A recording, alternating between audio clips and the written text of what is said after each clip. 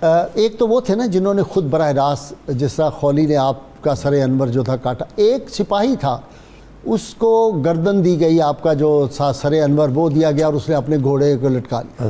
یہ بڑا خوبصورت آدمی تھا، وہاں کا کوفے کا بڑا حسین آدمی تھا۔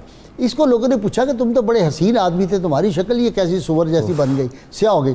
اس نے کہا روز رات کو جاگتے میں، خواب میں نہیں، جاگتے میں روز 2 آدمی آتے ہیں، وہ مجھے پکڑ کے لے جاتے ہیں، ایک آگ جل رہی ہوتی ہے اس میں مجھے الٹا وہ کر دیتے ہیں، اور اس کے بعد وہ اس آگ کا دھواں اور وہ سارا ہوتا ہے، میرا چہرہ سیاہ ہو جاتا ہے، پھر وہ لا کے مجھے گھر چھوڑ جاتے ہیں، پھر اگلے دن لے جاتے ہیں، یہ میرا چہرہ سیاہ ہو گیا۔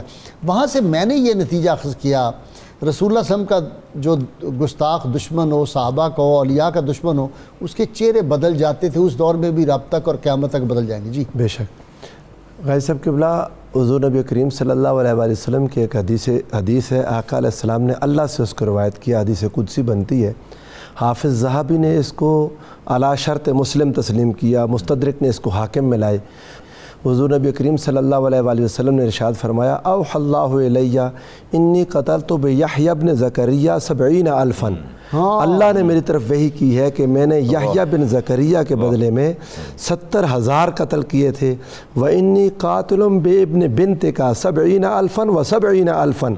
اور اے میرے پیارے حبیب صلی اللہ علیہ وآلہ وسلم، آپ کی بیٹی کا بیٹا، آپ کے نواسے کے بدلے 1,40,000 قتل ہوں گے۔ اور عبداللہ بن عباس فرسٹ کزن رسول اللہ صلی اللہ علیہ وسلم کے راوی ہیں۔ راوی کیسا ہے؟ کیا بات ہے، کیا بات ہے۔ اور بات یہ سنیں، اب اگر کوئی سوال کرے کہ وہاں میدان میں تو اتنے 1,40,000 تھے نہیں، یہ جو آپ نے بات کی نا، اس کی بات بتاتا ہوں، تو 1,40,000 اللہ رب العزت نے قتل کروا دیے، وہاں تو 22-24,000 تھا۔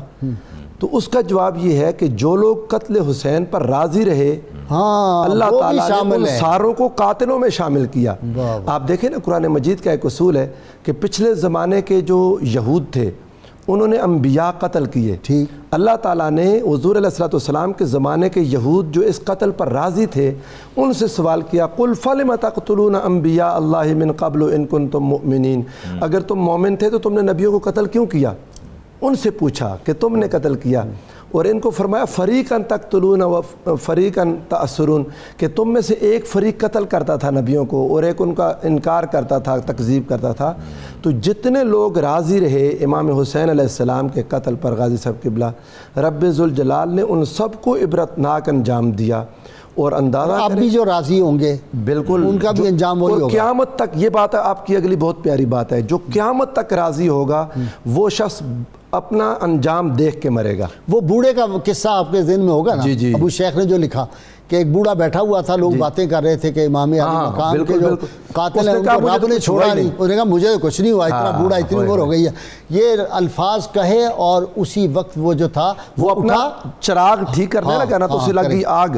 کہتے ہیں وہ کربلا کے قریب گاؤں تھا، وہ فرات میں چھلانگ لگا دی لیکن پھر بھی اس کے کپڑوں سے آگ نہیں اترتی تھی، اور جل کر کوئلہ بنا تب جا کے اس کی جان چھوٹی۔ حضرت سیدہ ام سلمہ رضی اللہ تعالی عنہا نے بھی، اور بہت سارے ائمہ محدثین سے یہ روایت ہے کہ امام حسین علیہ السلام کی شہادت اور آپ کے کربلا کے ساتھیوں کی شہادت کے بعد آسمان سیاہ ہو گیا۔ اللہ رب العزت کی ناراضگی دیکھیں، خون برسا۔ جی ہاں، پہلے تو سیاہ ہو گیا اور اتنا سیاہ ہوا کہ دن میں تارے نظر آنے لگے، اور یہ آسمان کا رونا تھا۔ غازی صاحب قرآن مجید نے ایک بار جگہ جب یہ مر گئے نا، یہ فرعون اور اس کے ساتھی، تو قرآن کہتا ہے سورہ دخان میں فما بکت علیہم السماء والارض وما كانوا منذرین، کہ نہ تو ان پر آسمان رویا نہ زمین روئی، نہ انہیں مہلت ملی۔ گویا آسمان اور زمین روتے ہیں لیکن ظالموں پر نہیں روتے۔ آسمان رویا امام حسین علیہ السلام کی شہادت کے بعد کہ آسمان پہلے تو سیاہ ہو گیا، دن میں تارے نظر آنے لگے، پھر اس کے بعد خون کی بارش ہوئی، اور محدثین لکھتی ہیں کہ ایک ایک پتھر جو اٹھاتے تھے تازہ خون وہاں سے نکلتا تھا، آسمان بھی رو رہا تھا۔ جو گوشت پکا رہی تھی عورتیں، وہ جب ہانڈی میں سے نکالا تو وہ اندر سے سارا خون ہوئے۔ ابن جوزی نے یہ روایات کی تنقیح میں ماہر ہیں کہ یہ روایت کو پرکھتے ہیں، انہوں نے ان ساری روایات پر بات کرنے کے بعد کہا کہ اکثر روایات درست ہیں، اور وجہ یہ ہے کہ اللہ تعالیٰ جیسے کسی انسان کو غصہ آتا ہے نا، اس کا چہرہ سرخ ہو جاتا ہے۔ رب ذوالجلال انسانی اور بشری عوارض سے پاک ہے، اللہ تعالیٰ نے اپنے غصے کا اظہار آسمان کی سرخی سے کیا کہ رب یہ جلال ربی ہے، جلال ربی سرخی ہوتی ہے، رب ذوالجلال ناراض ہے اس بات پر۔ اس کی وجہ بھی آپ نے بیان کر دی کہ یہ فقط ایک قتل مومن نہیں تھا، قتل صالح نہیں تھا کسی صالح فرد کا۔